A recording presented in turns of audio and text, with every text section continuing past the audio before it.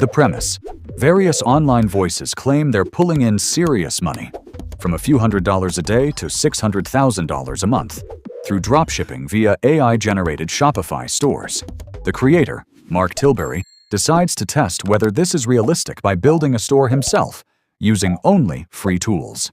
His 3 constraints: only free AI tools, total spend under $1, everything done from his laptop, finished within 1 hour. Step 1. Choosing a platform and niche.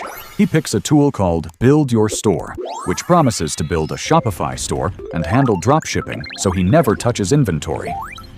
When a customer orders, the supplier ships directly to them. After signing up with his name, email, and a password, he's asked to pick a niche from 6 categories: fashion, pets, electronics, home/garden, sports/fitness, or not sure. He goes with sports and fitness, reasoning that his son's interest in boxing, running, and gym culture suggests strong demand. Plus, he's noticed younger people increasingly socializing at running clubs rather than bars. Step 2. Designing the storefront. He reviews 6 banner options and narrows them down using practical logic. A banner cluttered with unrelated products could confuse buyers if the store doesn't actually stock those items, and banners featuring only one gender risk alienating half the potential customer base.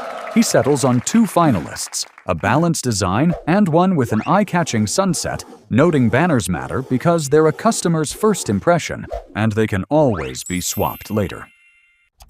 Step 3. Setting up Shopify. He creates a free Shopify trial account, skips the guided setup since the AI tool will do the heavy lifting, and selects the basic plan, aimed at solo sellers and the most commonly chosen tier.